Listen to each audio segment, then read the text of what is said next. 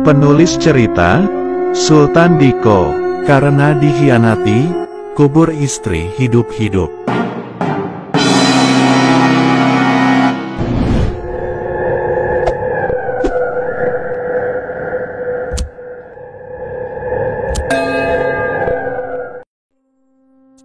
Tanpa mengulur waktu lagi, Alex dan Raka segera bergegas mengejar orang tersebut. Tidak beberapa lama kemudian, warga mulai berdatangan. Suara riuh penduduk itu ternyata juga mengundang kedatangan Arman dan Marsuki. Alex dan Raka yang secara umur memang jauh lebih muda, apalagi kedua sosok misterius itu sudah kelelahan dikejar oleh Idris dan Tono, tentu tidaklah sulit untuk mengejar keduanya.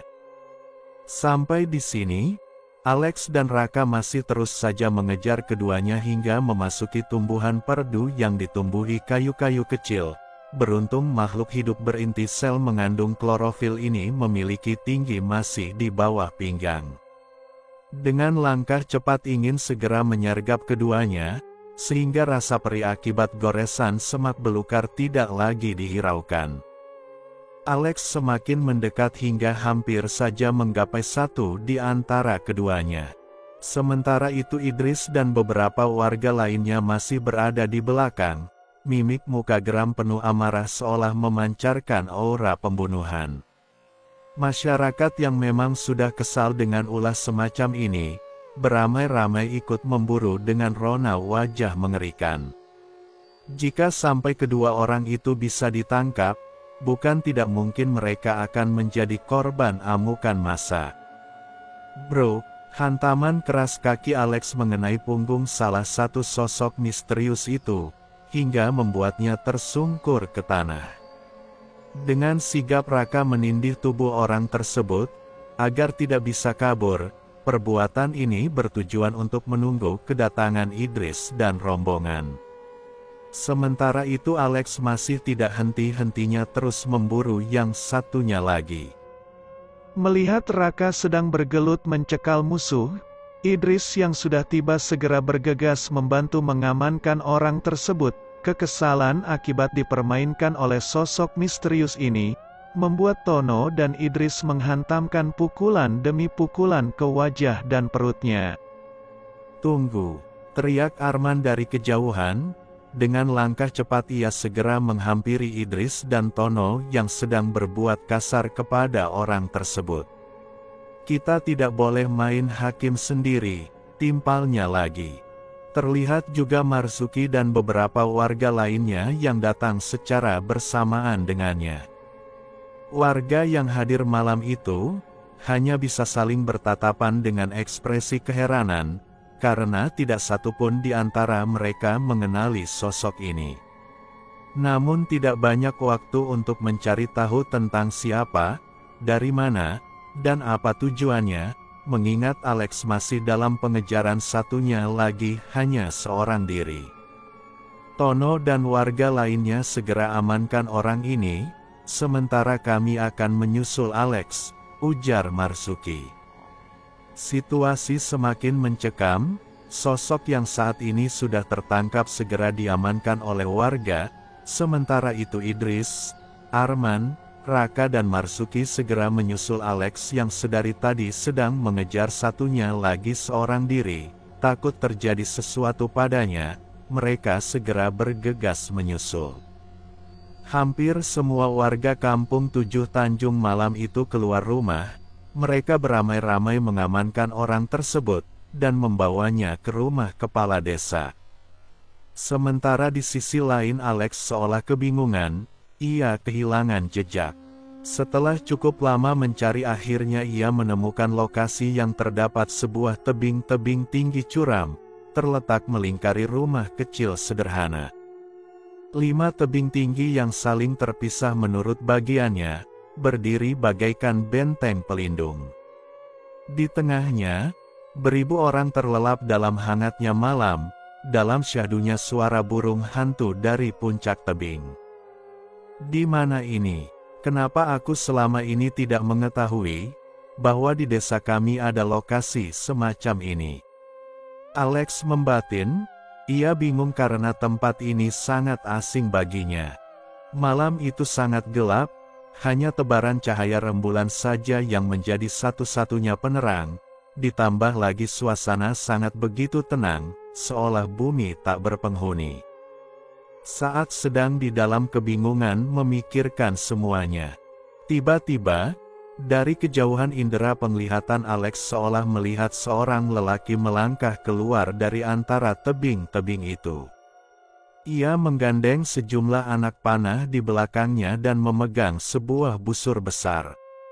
Langkahnya mulai menjauh ke tengah hutan, meninggalkan tebing. Setelah merasa cukup jauh masuk ke tengah hutan, ia berhenti. Matanya berputar melihat keadaan sekitar, kemudian memanjat sebuah pohon besar perlahan, tanpa menghadirkan bunyi sedikit pun. Sepertinya orang itu sudah biasa melakukan hal semacam ini. Begitu tiba di puncak, tangannya menarik sebuah anak panah dari belakang, lalu memasangnya di tali busur. Dari atas ketinggian indera penglihatannya menerawang dengan cermat, meneliti setiap tempat di sekitar. Sesaat kemudian, ia memicingkan mata, sepertinya ada sesuatu yang hendak diburu. Benar saja, seseorang berpostur tinggi besar sedang berjalan tak jauh dari tempat lelaki itu. Ditariknya busur sekuat tenaga, hingga otot-otot tangan terbentuk sempurna.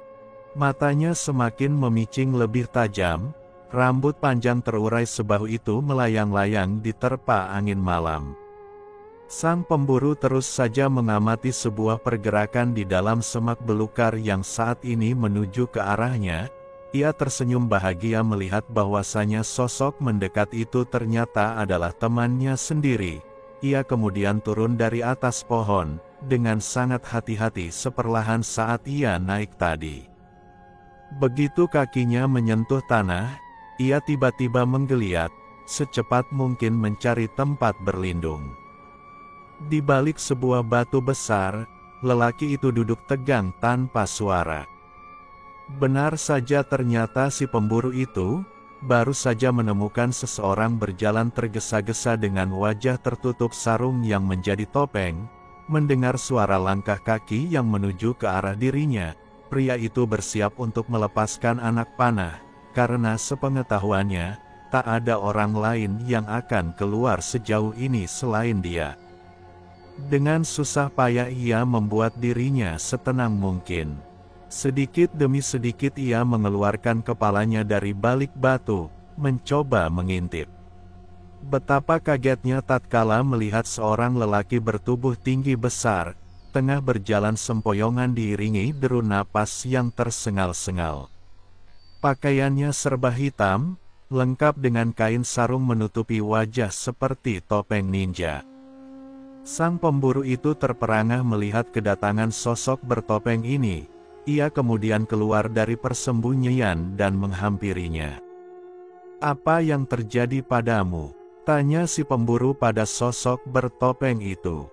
"Celaka, kami ketahuan dan dikejar oleh warga," jawab sosok bertopeng itu dengan nada yang terbata-bata. Tanpa bicara lebih banyak lagi, keduanya segera bergegas meninggalkan hutan itu. Alex yang melihat orang yang ia kejar saat ini bersama si pembunuh, terus saja mengikuti dari kejauhan. Hingga tidak lama sampailah si pemburu dan sosok bertopeng itu, di sebuah rumah sederhana yang tidak begitu besar. Kemudian mereka masuk, dan berdiri tegak sambil menundukkan kepala tatkala sampai di hadapan seorang pria yang sedang sibuk dengan pekerjaannya. Suara bising pergesekan antara besi dan benda keras lainnya memenuhi ruangan rumah kecil itu. Hantaman keras sebuah palu besar di atas besi menggetarkan dinding sampai atap rumah.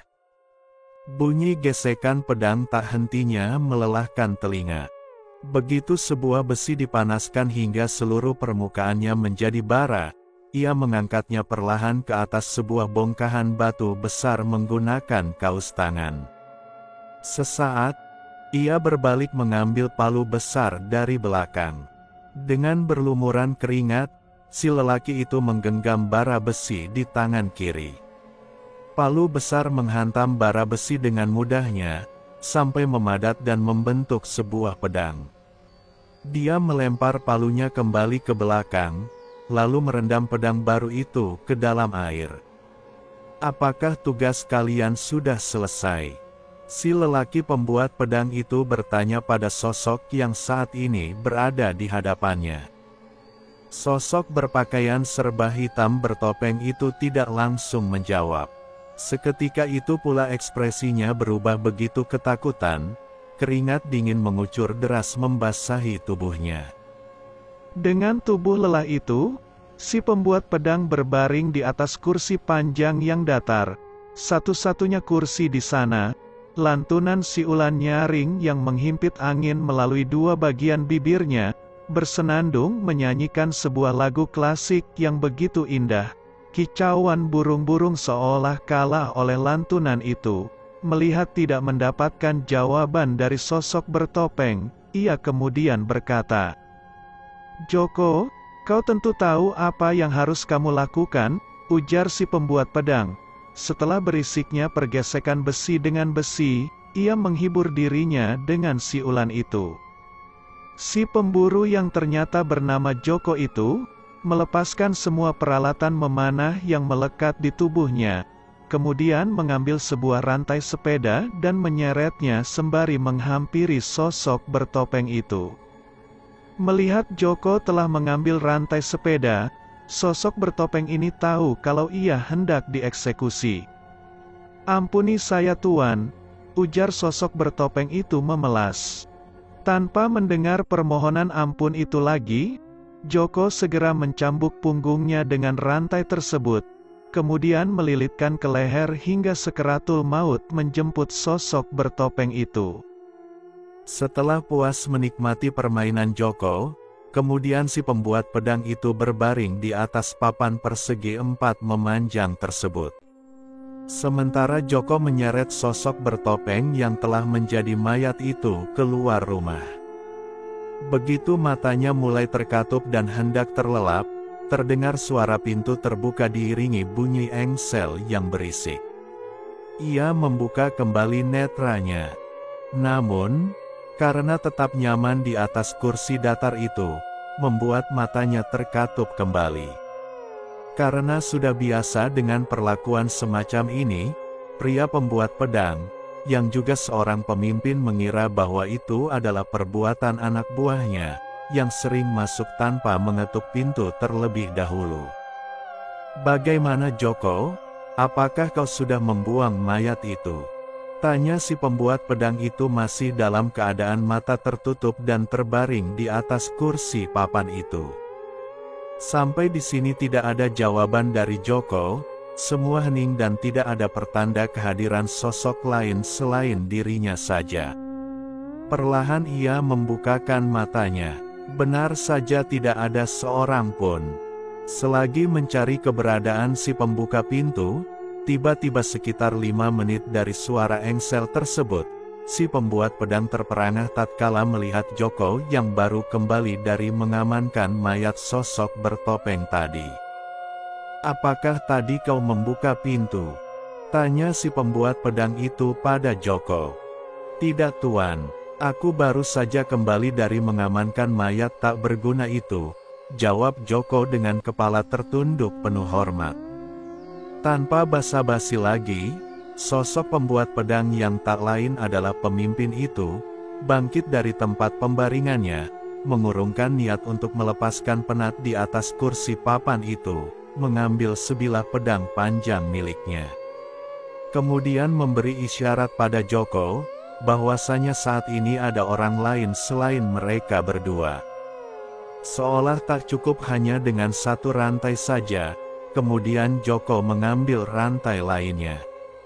Kini di kedua tangannya telah terlilit 2 tali yang menjadi senjata andalannya itu. Menyadari bahwasanya dirinya sedang diburu oleh 2 orang pembunuh yang berbahaya, Alex kemudian perlahan berjalan mundur untuk menyelamatkan diri, tapi sayangnya sebelum sempat membebaskan diri, kehadirannya telah diketahui terlebih dahulu.